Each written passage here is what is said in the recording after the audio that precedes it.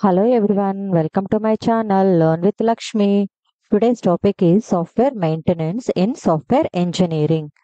So నా content మీకు కానీ బాగా నచ్చింది అంటే గన ఫాలో సబ్స్క్రైబ్ లైక్స్ ఇవ్వండి.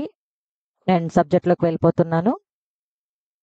సో డెఫినిషన్ ఏంటి అంటే సాఫ్ట్వేర్ మెయింటెనెన్స్కి so it is the process of modifying and updating software applications after deployment to correct issues, improve performance, adapt to new environments or add new features. So ఈ software maintenance అనేది ఏంటి అంటే deployment phase next phase అన్నమాట ఇది.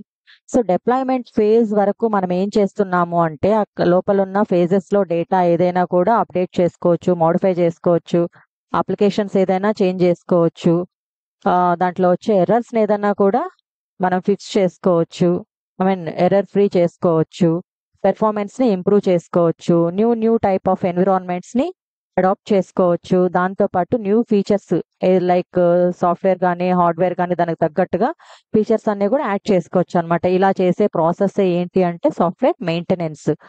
Next characteristics అనేది కొన్ని use చేస్తున్నాం ఈ సాఫ్ట్వేర్ అనేది మెయింటెనెన్స్ చేయాలి అంటే. అదేంటి అంటే first continuous process.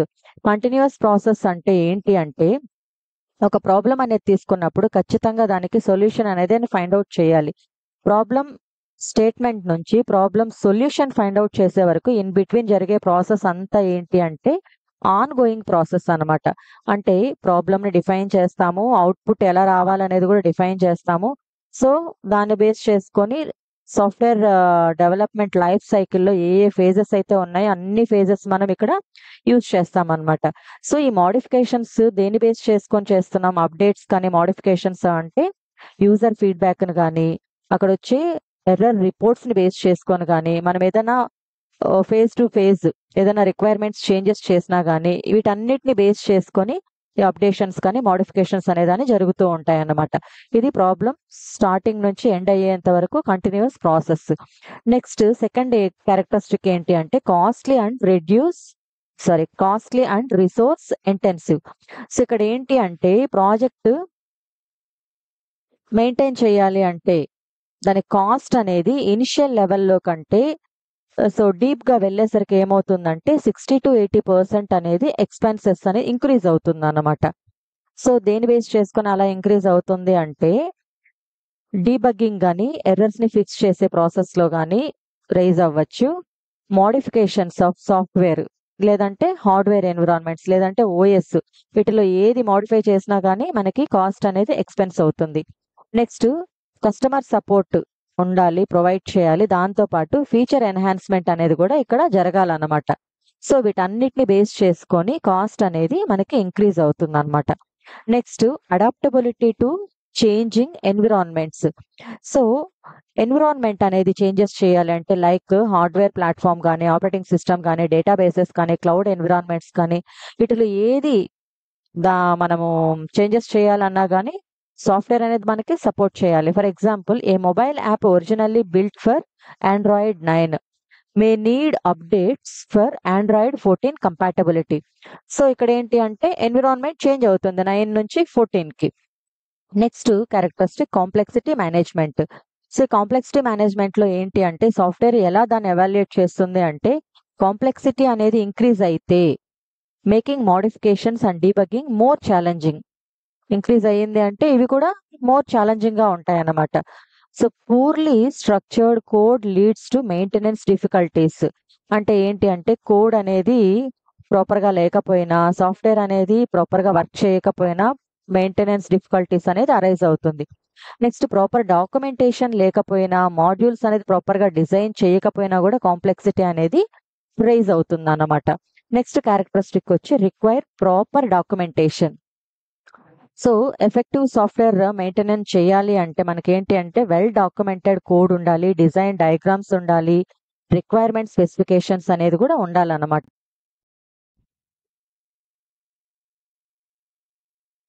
Next characteristics high dependence on original developers. So original developers అనేది అక్కడ లీవ్ అయ్యారు అంటే గన న్యూ టీమ్స్ అనేది ప్రాజెక్ట్ ని సాల్వ్ చేయాలి, ప్రాబ్లమ్ ని సాల్వ్ చేయాలి, కోడ్ ని అండర్స్టాండ్ చేసుకోవాలి, కోడ్ ని డిజైన్ చేయాలి అంటే they may be going to be struggle. ఓకేనా. Next proper knowledge transfer and documentation are essential for smooth maintenance. So ఇవి కూడా ప్రాజెక్ట్ మెయింటైన్ చేయాలి అన్న, సాఫ్ట్వేర్ ని మెయింటైన్ చేయాలి అన్న కూడా ప్రాపర్ గా ఉండాలన్నమాట. నెక్స్ట్ నెక్స్ట్ క్యారెక్టరిస్టిక్ ఏంటి అంటే risk of introducing new errors.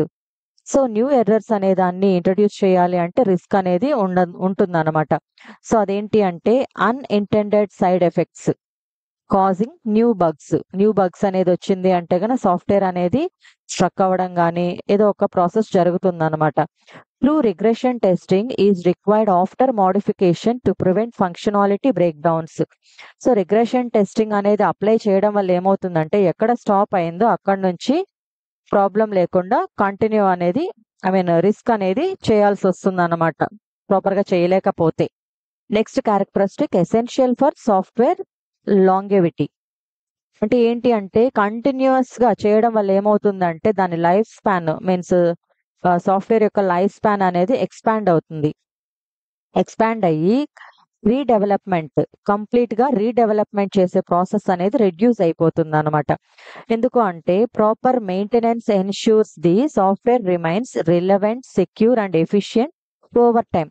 So over time relevant గా ఉండాలి, ప్రాజెక్ట్ కోడ్ అనేది సెక్యూర్ గా ఉండాలి అండ్ ఎఫిషియెంట్ గా ఉండాలి. సో ఇలా లేకుండా పూర్ మెయింటెనెన్స్ అనేది కానీ ఉంటే కానీ అప్పుడు కూడా మనం ప్రాబ్లం అనేది ఫేస్ చేయాలి. ఇవన్నీ కూడా మనకి ఎలా ఉండాలి అంటే లాంగ్ టైం ఉండాలన్నమాట. Next characteristic driven by user feedback and market demand. So ఇక్కడ customer reviews, support tickets, industry trends ని బేస్ చేసుకొని యూజర్ ఫీడ్బ్యాక్ ని బేస్ చేసుకొని ప్రోడక్ట్ బగ్స్ అనే దాన్ని ఫిక్స్ చేయాల్సి ఉంటుంది. Example adding dark mode support to an application due to popular demand. So demand ని బేస్ చేసుకొని దాని మోడ్ అనే దాన్ని యాడ్ చేసుకుంటా వెళ్ళాలన్నమాట. Next characteristic security and compliance updates. So software must be maintain to address security vulnerabilities. So security vulnerabilities అనే దాన్ని address చేయాలి. అంటే ఎక్కడ ఏమేమి టైప్ ఆఫ్ సెక్యూరిటీ ప్రాబ్లమ్స్ వస్తున్నాయి అనేది మెయింటైన్ చేసుకుంటూ అలా రాకుండా సో వాటిని రెగ్యులేట్ చేసుకుంటా ఉండాలన్నమాట. So regular security patches protect against cyber threats and data breaches. So regular గా ఈ సెక్యూరిటీ ప్యాచెస్ అనే దాన్ని ప్రాబ్లమ్స్ అనేది అరైజ్ అవ్వకుండా ప్రొటెక్ట్ చేసుకుంటూ ఉండాలన్నమాట. సో ఈ టాపిక్ మీకు నచ్చింది అంటే గన నా ఛానల్ని సబ్స్క్రైబ్ చేసుకొని లైక్ చేసి కామెంట్ ఇవ్వండి. Thank you.